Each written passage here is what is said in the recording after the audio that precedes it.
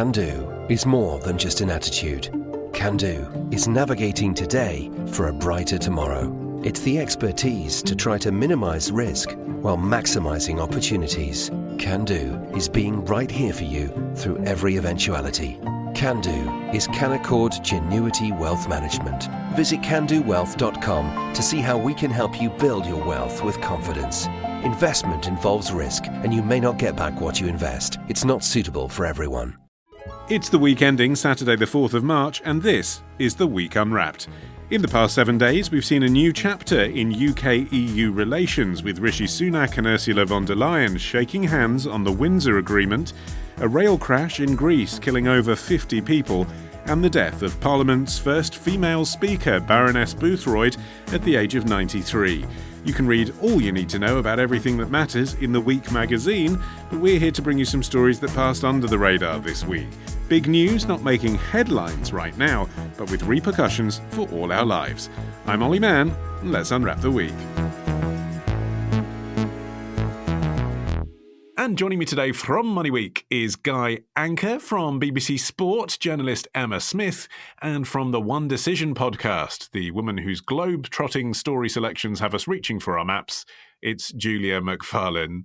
Guy, you're up first this week. What do you think this week should be remembered for? Unfortunately, the cost of living crisis is about to get worse. This is never ending, isn't it? Here, I just had this email. My broadband with PlusNet is going to go up by £3.74 a month. They're a good company. I have no problems with them at all. I know every company's going up, but and it's just oh, that bill comes in, it's more. That bill comes in, it's more. I go shopping and there's more and it's more. And it's never ending, isn't it? TikToker Noah Bear Nile there, sharing thoughts on a recent price increase from their broadband company. And we're going to see a lot more of this week, Guy. We are, Ollie, and unfortunately Vodafone is joining the pretty rubbish party, or it said it would do this week, of putting prices up, in its case, by an average of 14% for its customers. BT, Sky, Virgin, TalkTalk, everyone really, O2. If you have a broadband subscription, if you have a landline bill you pay, if you have a mobile phone bill you pay, if you have a television subscription, you're almost certainly going to get hit with a price rise this spring. And you get hit by a price rise every spring, don't you? Why is this one so much larger than usual? You're absolutely right. Every spring this happens. Providers put their prices up in line with inflation and add a little bit on top. When inflation is sitting at 1 or 2%, it's an annoying 3 or 4% rise.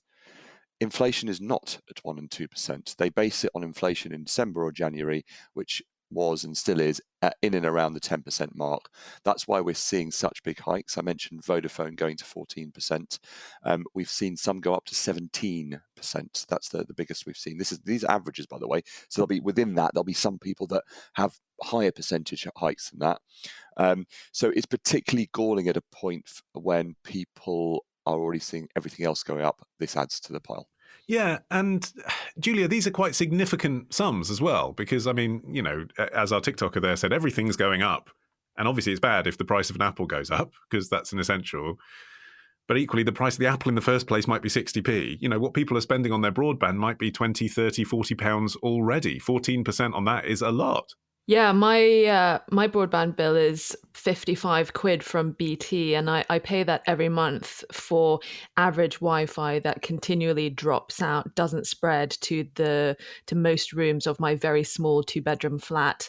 And for the honour of that, I pay 50 quid. And so a 17% increase is almost 10 quid. And, as the person in the clip said, everything's going up. The price of groceries is going up by 17%. A lot of people this year are going to find their mortgages coming out of their 2-year mortgage fix. That's really going to go up. That's going to impact renters as well, private renters, as landlords raise their costs. And, it's going to be a really, really difficult time ahead. And you make fun of me for bringing everything out globally, but there are other things on the horizon which are possibly going to impact inflation. China is opening up, and China's demand for fuel is going to likely have some kind of impact on energy prices, and energy prices is a huge factor when it comes to inflation.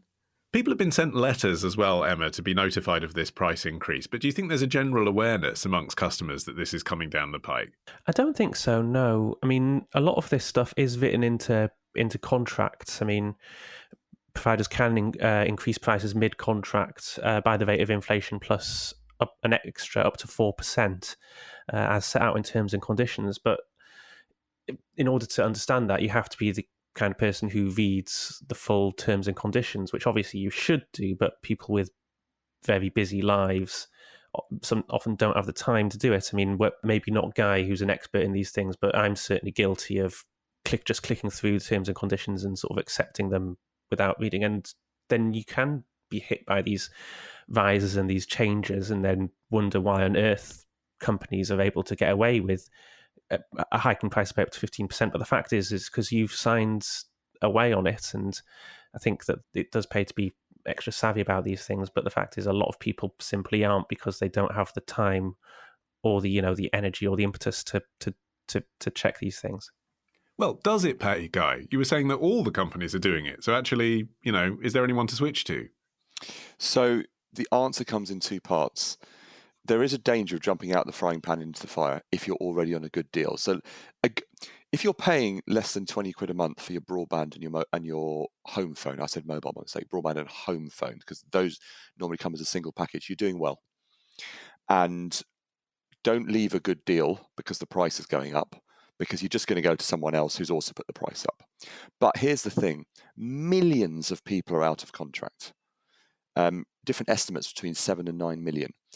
If you're out of contract, you've probably been with your provider for years.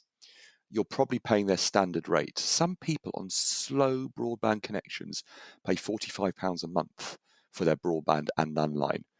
But the best deals are at less than £20 a month, and often with decent speeds, maybe not the super duper speeds, but good speeds for the broadband. So yes, let's say something's 20 quid a month and it's going up 10%, so it goes to 22. That's annoying. But if you were paying 45, get on the £22 deal. So if you're answer to your question, Ollie, if you're in a good deal, don't switch, because you're just going to go to someone else to put the prices up as well. If you're on a bad deal, use this as a trigger, whether it's to haggle or actually do the switch. You tend to get the best savings by switching, but I understand not everyone's comfortable doing that, because of the danger of losing the broadband for a couple of hours. It's normally fine, by the way, but I understand why people have nervousness. But do something. Don't put up with these hideous prices. But it's not an equal market either, is it, in terms of the provision? I mean, where I live, I can have super fast cabled Wi-Fi from Virgin, or incredibly slow rural phone line service from everyone else. So there's really no choice. If I'm working from home, which lots of us are now, I have to go with whatever Virgin are going to offer me. And there's no point me shopping around. Yeah, there will be people in certain areas. In and around the Hull area, for example, you have traditionally for many years been limited to a particular supplier. I know they're trying to open that up at the moment. But depending on where you are, there'll be differences in what's available. But normally, not everywhere, but normally for the majority of people, there will be another option somewhere. And this brings me on to another point around loyalty and new customer prices. They tend to reserve the best prices for new customers. So if you're switching, you become a new customer, of course. Or if you're haggling, hopefully they'll match a new customer price elsewhere. The problem is a lot of firms, and whether we're talking broadband, mobile, we've talked mortgages in the past, we've talked energy in the past, same with insurance, they'll put their prices up for the loyal existing customer. They'll try to get the new ones in on cheaper deals. Great for savvy switchers, but staying loyal in financial services or consumer finance in general often doesn't pay. There'll be exceptions. Some of the building societies can be very good with savings rates to loyal customers, but they are exceptions. Which is weird, isn't it, Julia? Just, from a point of view of capitalism and brand building and marketing, it's weird that having hooked people in to your company, you would then not reward them for staying loyal. You're constantly chasing new consumers rather than just offering a steady, good service to the people that are with you. Yeah, I mean, I think the issue is what you brought up and what Guy just mentioned about the fact that there is just a lack of competition in a lot of areas. And, capitalism requires a market competition. And where there are such huge players, either Virgin or BT offering fiber broadband, and so many areas not having much coverage, or more than one company vying for customers, there won't be competition. You're a captive audience. It's like shooting fish in a barrel. But I think one of the, we have to talk about how a lot of the elderly population will be really hit by this, because, a lot of these people, they rely on internet connectivity to stay connected to the outside world, because they're not as mobile as younger people. A lot of them will be housebound, and a lot of older people are just not great with doing things like logging on, going on to Uswitch or whatever, trying to find better deals, phoning up different companies to try and haggle prices. I mean, I remember trying to help my grandparents with their bills. And for me, I mean, it was like pulling teeth, but they were just sort of utterly helpless to do any of this kind of stuff themselves. And a lot of them, the elderly and the poor, will be bearing the brunt of these price rises. I mean, do you ever worry, Guy, that you might be part of the problem? You've spent a decade and people working in financial journalism telling people to switch all the time to get the best deal, but that has incentivized the market to skew in that direction, give the best deals to newbies. And for most people, it's time-consuming and tedious to do that. Maybe it would have been better off not switching all the time for the last decade. Chicken and egg, though, isn't it? Because it's me and lots of other journalists telling people where to find the best deals, trying to make the most of the market. I would stress in all of our defences, we've all, well, not all of us, but lots of us have campaigned as well to make sure that the vulnerable, Julia mentioned it, for example, the vulnerable members of society are looked after. We're having these debates now in the energy market as well. There's £400 support for everyone on electricity. But if you're in certain income brackets, you get an additional support. If you're on certain benefits, you get additional support, which is good. Don't get me wrong, it's not a drop in the ocean compared to some of the price rises on energy, but at least we're seeing some intervention there. So I think what we all try to do in the market is guide people to those best deals, while also making sure that the vulnerable are looked after separately. But you're absolutely right, all of you, to raise the point, and I think everyone's done it in different ways in this conversation. Is it right that this happens in the first place? And Emma, I just want to pick up on a couple of things Emma said, that we did all sign up to it. You're absolutely right, Emma. But you also said, and I agree with you, that a lot of us weren't expecting these hikes. And let's say someone that signed up a year ago, yes, it says in the contract your price will go up by CPI inflation plus whatever percent. None of us were to know a year ago just how bad inflation was going to be. So yes, you signed up, but we've all been used to, if you do read it, and if you do read the emails that come through, 3, 4, 5% rises.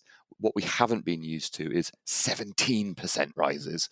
It's a lorry load of horror on top of everything else. But the inflation breeds inflation because of the energy prices. That's actually what's pretty much fed into everything else along the line. There's other things, of course, but predominantly it's about the underlying cost of energy and fuel, which then makes everything else so much more expensive. I mean, just a bit of advice to finish on, right? So you're saying call and haggle. I mean, putting aside whether it should be on me to have any haggling skills in the first place, to Julia's point of people who might not be expert at this, but when you call and you haggle, is it still the case you basically have to threaten to leave to get the best prices? I mean, again, that just seems like a flaw. That seems like it's broken. You're doing this dance. Toxic relationship tactics. Yeah, it's so true. I mean, basically, this is what you do. Before you call up, find out what the best deals in the market are. So you're asking for a realistic price. Call up and say, can you match these prices? So-and-so is giving me this. What can you do for me? They'll get you halfway there. You're not happy with it. Say, all right, put me through to your retentions department or your cancellations department. Basically, I want to leave. So they escalate it to this department, which is the cancellations department. That's where they tend to have the most power to give the best deals. So you've kind of got to go through this first stage, which you know is not going to get you the best deal. Go through to cancellations, threaten to leave, but don't be afraid to just hang up the phone or politely hang up the phone if you don't actually get what you want, and because you might not actually want to leave, you might just be doing it as a tactic. But unfortunately, yes, you've got to go through that to get the best deals if you want to stay and not actually switch. Okay, Julia, you're up next after this. Can do is more than just an attitude. Can do is navigating today for a brighter tomorrow. It's the expertise to try to minimize risk while maximizing opportunities. Can do is being right here for you through every eventuality.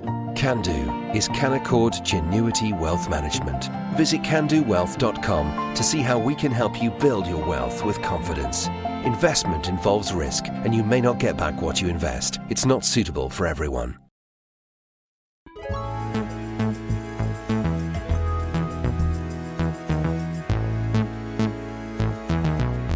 OK, Julia, your turn. What do you think this week should be remembered for?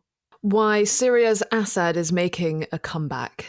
Our position in Jordan has always been is that we need to work towards a political solution to the crisis. The truth, Becky, is that there's been no effort to solve the crisis in the past 2 years. It is status quo politics. That is something that we believe is only producing more suffering and more danger to the Syrians and to the region. Jordanian Foreign Minister Ayman Safadi speaking to CNN's Becky Anderson on Monday. Julia, what's the story?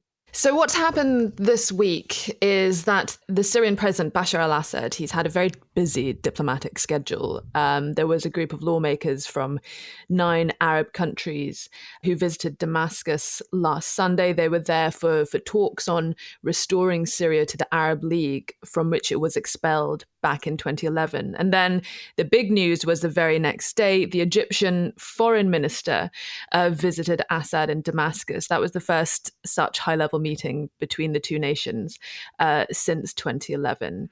And they were expelled from the Arab League because of, Assad's own behaviour against his own people and suppression of the Arab Spring and collusion with Russia and all of that. Those facts haven't changed. So why were they going? Yeah, exactly. I mean, it's the expulsion. It's a bit like when the G8 kicked Putin and Russia out for the annexation of Crimea. I mean, Assad, he was this diplomatic pariah. Nobody wanted anything to do with him. And, the thing that is quite frustrating at the moment is that, the Syrian civil war hasn't ended. I mean, what's happened is a growing number of countries, particularly Arab countries who are in Assad's backyard, they have come out and said, look, Assad isn't going anywhere. He has longevity. We have to deal with him. Because they are recognizing that not only is there really a stalemate in the conflict, but that Assad really has the upper hand. But the conflict is still going on. I mean, Aleppo, a city in the northeast, which is largely rebel-held, that is continuing to be bombed by Assad. There was a Syrian government airstrike on a small town in the northeast that was affected by the recent earthquake there. The Syrian government carried out airstrikes on this town. I mean, the man has not changed, but what has changed is the political calculus for a lot of countries, particularly Arab countries. I mean, we heard from the Jordanian foreign minister there. The Jordanians have a real problem because they share a very large border with Syria, and it causes them huge problems that they haven't been able to reestablish full diplomatic ties with them. It's hurting their economy, that they cannot trade with, one of their biggest next door neighbors. Jordan has real interest in being pragmatic about this. Emma, we heard from the Jordanian foreign minister there saying that the visit was solidarity because of the victims of the earthquake in Syria. Do you buy that at any level, or do you think it is just a case of bringing forward the kind of political machinations that Julia's hinting at might have happened anyway? I certainly think that if you're a neighbour in the region to Turkey and Syria, considering what's happened, it would be certainly a political statement if you didn't visit. And I think that there is certainly, there is an element of aid being provided. The UAE have sent more aid flights than Russia and Iran, Syria's key allies. So there is clearly some element of helping the neighbour. But I think that Julia is right in that it's after 12 years and with sort of the civil war in Syria sort of moving into the background of geopolitics, I think that this was going to come along at some point in the near future anyway, and being able to sort of move it along with a certain amount of, under the guise to a certain extent of aid being provided, that's certainly the case as well. Just in numbers terms, though, Guy, the conflict in Syria has killed over 500,000 people and displaced half the country's population of 23 million. The earthquake now has a death toll of over 50,000 across Syria and Turkey.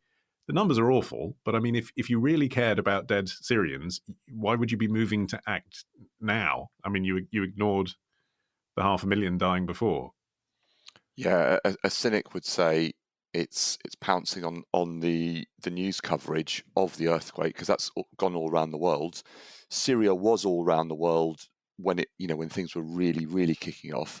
But as we as human beings do is when that, unless you're actually in the story, you move on to the next story, don't you? So I think some of the Syrian, crisis conflict related, some people have forgotten about. All of a sudden, the earthquake, quite rightly, is right in the public eye. So again, being cynical, that might be one of the reasons. But just, marrying that point with the one before, should governments and people engaged with bad people? And I think it's fair to say we can put Assad in the bad category. And you look throughout history, whether it's, I'll try not to take sides as I say this, but whether it's North Korea and the USA, whether it's the troubles in Ireland, whether it's the conflict between the Israelis and the Palestinians, obviously within those, there's obviously loads of other examples. People take different sides, and one side won't have talked to the other side. There does come a point though where, and I think it is worth talking at some stage. Otherwise, if you completely isolate a nation, there's a chance they just keep on doing what they're doing. It might not be a nation, it might be an organization or whatever it is. By starting to talk, you at least open up the possibilities of having influence. Now, that might not work, of course. So I'm always a bit troubled by totally isolating countries and people and organizations when they're doing things you don't like, because sometimes actually talking to them might make a difference. I can remember some countries getting stick for still engaging with Russia after it invaded Ukraine, and the defense was, hang on a minute here, we're trying to do something about it now. They weren't successful, of course, but I do understand that side of the argument. Well, I mean, you bring up Ukraine. I mean, that's the next thing, isn't it, Julia? This sort of leads you on to, I suppose. If people who were previously completely isolated, they're no-go, we're not going to talk to them anymore, they're awful people, they've done terrible things, they should be brought to the Hague, they shouldn't be leaders. If ultimately the end game is, yeah, but pragmatism and we have to talk to them and, he's obviously won, isn't that what's going to happen with Russia as well? We don't know how long that war is going to go on for, but ultimately Putin will still be in place and people will have to start talking to him again. Yeah, I mean, there has been continual discussions with the Russians throughout the Ukraine conflict. President Macron of France has had him on the phone quite a few times. That he didn't take part in the recent G20, but he has been very diplomatically engaged with his allies like the Chinese. I mean, on the point of Ukraine, the Ukrainians and the Syrians have had a falling out because Syria took Russia's side in the invasion last year. And I think an important part of this, I take Guy's point that I'm sure a lot of Arab countries are sort of capitalizing on the coverage of the earthquake. But another lever that is being manipulated here is the fact that a lot of Arab countries who take Saudi Arabia's lead with this kind of thing, a lot of these moves to re-engage with Assad is to do with Iran.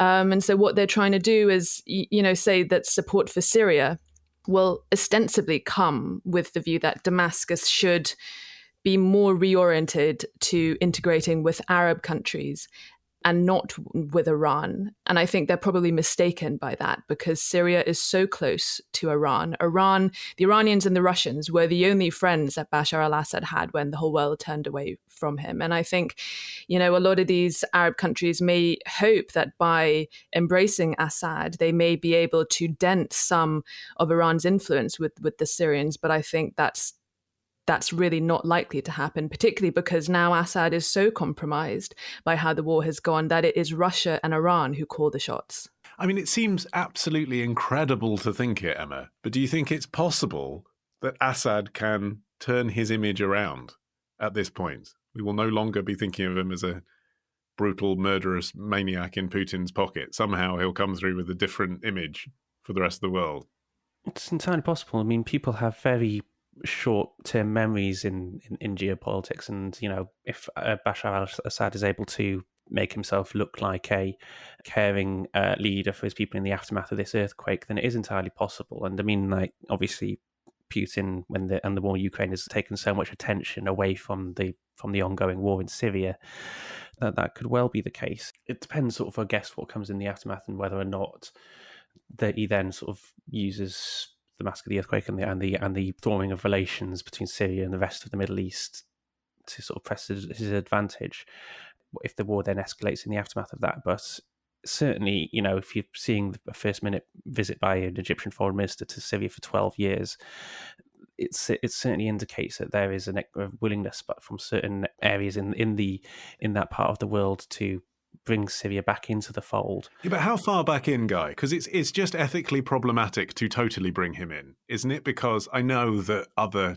Arabic regimes are punitive upon their people in certain regards, but this man is literally murdering his own people, bombarding them from the sky, and has been for over a decade. How can you stand there with a straight face and shake his hand? I agree with you. I suspect some will, though.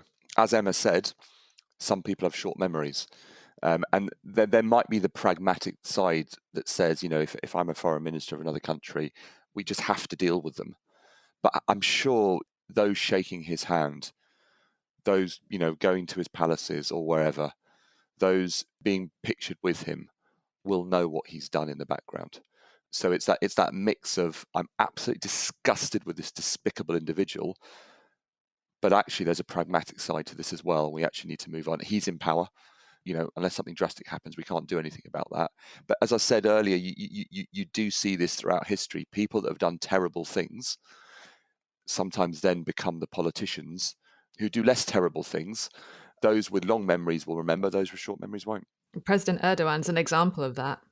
He brutally crushed that attempted coup in 2016. He threw thousands of lawyers, civil activists and journalists in jail.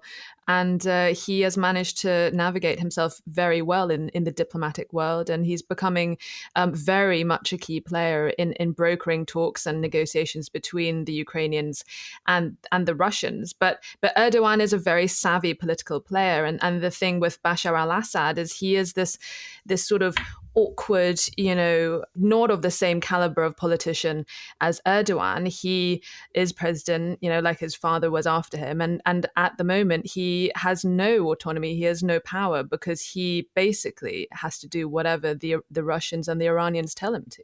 Yeah, is there a version of how this pans out, Julia? I mean, I was saying earlier, a version we can all imagine where Putin remains in place. Is there a version in the stuff that you read online and the people you speak to where actually Russia, because of what's happening in Ukraine, loses its grip on Syria? Maybe Putin isn't the leader anymore, and then that has an implication for Assad and the whole region. Yeah, I mean, I think it's interesting because at the moment, Putin is very much preoccupied with the war in Ukraine. But, he's also getting on much better with the Gulf states than the US would like. I mean, Putin has been working with the Saudis and the UAE on OPEC and manipulating the price of oil. The Americans very much not happy about that. I think he has had to take out his attention on Syria and direct it towards the war in Ukraine. But don't forget, it is the Iranians that have the real foothold in Syria. I mean, there are swathes of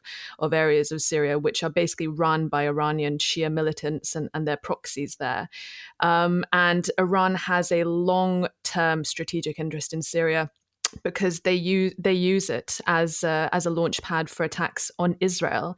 And actually, you'll see that the Israelis, they tend to keep quite quiet about this. They never admit this publicly, but it's very clear.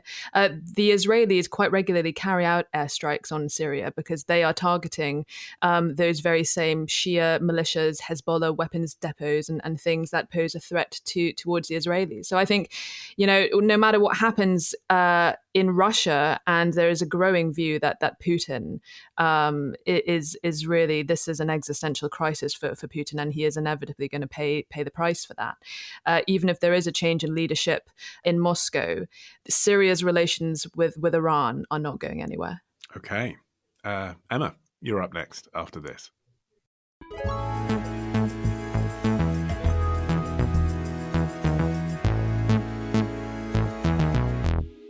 Okay, Emma, you're finishing the show. What do you think this week should be remembered for? This week, French football well and truly found itself in the mad. What we're seeing is more of a time of reckoning for the FFF, because we know that results haven't been all they could have been under the Diacre. That is a long-standing problem in French women's football.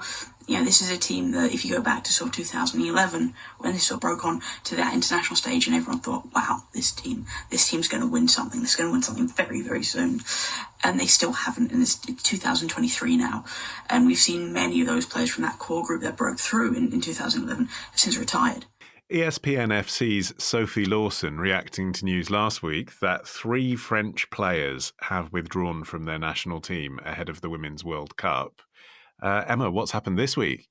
So this week, the French Football Federation president, Noël Le Graët, apologies for all my French pronunciations here. It was my B grade GCSE French is the extent of my knowledge. I got a D, so I'm not going to be correcting you. Don't worry. Okay, good. I'll press on.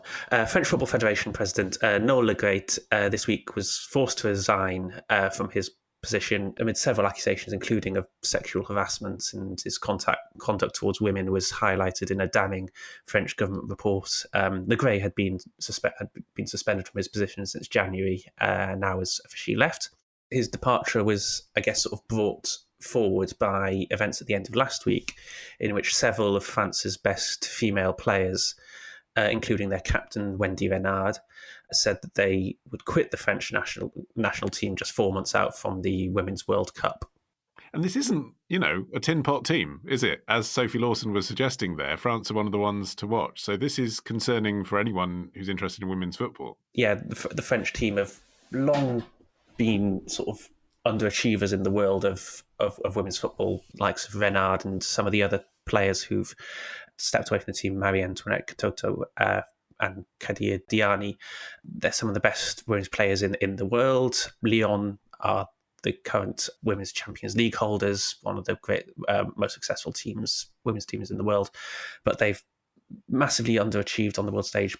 And now, 4 months out from the World Cup, they've decided to step away from the team, which certainly leaves them very much on the back foot going into the World Cup in Australia and New Zealand this summer. I mean, that's a hell of a statement in and of itself, isn't it, Julia? If you're a women's football player and representing your country is the biggest accolade you can have, to walk away just before the World Cup. I mean, it's not like do the World Cup, then complain about it on Twitter, but actually things are so intense that you just have to walk away and not represent your country. It really shows that there are problems going on there. Well, Ollie, I would hate to deviate from my norm when it comes to talking about football on this podcast, which is to do my usual, FIFA is a cartel, football is a criminal enterprise, and image rehabilitation for despotic regimes. But I did find it, absolutely outrageous that this guy, he's basically walked off to FIFA. He'll continue with his role, which I think just, says it all. And he's 81 as well, by the way. I mean, I don't want to be ageist, but that is an age at which you'd think you'd be retiring anyway, right? Yeah, I mean, I think it's interesting, this story, because this French story is really outrageous. But, some of the other recent arguments with women's national football teams around the sport, like Canada, the Spanish team, boycotting because of their coach. I think a lot of this... Yes, there is obviously like systemic sexism and mistreatment of the women's team. But I think a lot of it, I don't know, Emma, tell me if I'm wrong. A lot of it is quite typical, frustrations with management. We hate our coach. It's all a bit Wenger out, isn't it? Yeah, there is an extent to which, it is a football debate. I mean, like, there's a piece in The Athletic from Charlotte Harper in which she speaks to certain people around it. And there is certainly an element to which these players have stepped away because they think that the coach, Corinne Diacre's rubbish, and they're certainly not alone in that. There's sort of talk of, a lack of tactical training and reviewing, emphasis on, running up and down rather than actually on, preparing for games, which, for some of the best female players in the world is simply not good enough. But I think there's also an element, Renard in her statement talks about the impact on her mental health of why she decided to step away.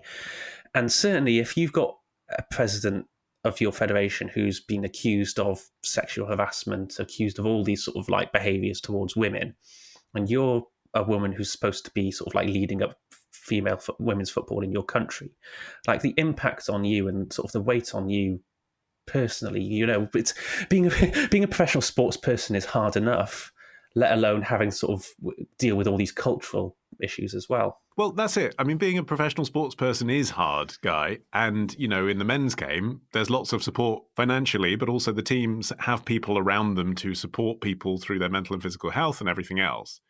I do wonder, you're our money guy today, financially, whether there's an issue in that women's football has really become headline grabbing in a way it wasn't 10 years ago. but the money behind it, the infrastructure is nothing like the same scale as the men's game. Yeah, I mean, the growth's been amazing. The Euros getting close to 90,000 people for the final. I think the Arsenal-Tottenham game in September, there were 47,000 people at Emirates Stadium, which is fantastic. And you can clearly see the popularity of the game rising, which is fantastic. I'm a huge football fan myself, and I've personally got into it as well. I'm an Arsenal fan. I love watching Arsenal women when they're on as well. But you're right. There is clearly that pay gap. We had recently the Wales team, the men's team, took a pay cut in order to equalise pay with the women's team. That's a great thing to see. So, that's just one example where things are getting better. Emma, where does league, Premier League and those kinds of that money come into it? And, the Welsh team taking a pay cut, what does that mean when all these players will belong to league clubs where presumably, or I don't know, is that the real cash cow? Is all that stuff quite performative? Yeah, there's a certain amount of, Premier League clubs now have to sort of be seen to be backing their own women's team. I mean, Manchester United didn't have a women's team up until 5 years ago, and then suddenly injected a lot of money into it, and sort of entered the team into the second division, and have now sort of risen up to sort of compete at the top of the WSL simply because they were under pressure from sort of fans and sponsors. Arsenal have got a team, Chelsea have got a team. Why don't you? Obviously, that's sort of a good pressure, but I think you use the word performative, and there is certainly an element of that. You see people talking about sort of the Lionesses, the England women's team, they're so inspirational and stuff like that, but yet there still isn't sort of the level of sort of infrastructure and funding is still trying to catch up. And I mean, you look across women's football and you look across the sort of preparations ahead of the World Cup, and some of the best players in the world simply refusing to play because they're not happy with how the team's run. And certainly the French team are far from the only ones. I mean, Canada are the Olympic champions, but their team's threatening to go on strikes over pay cuts. They said they played in a recent tournament, in their words, under protest. And this is the reigning Olympic champions. I mean, if it was sort of the Brazilian men's team, we were the men's Olympic champions, and they were saying that they were going to go on strike and playing in tournaments under protest, it would be a massive scandal. I mean, I guess the positive thing, Julia, is that at least this story, I mean, I know we're here to flag up underreported stories, but at least this story is a story. You sort of feel 5-6 years ago, two members of a national team could have left women's football and it wouldn't be reported anywhere.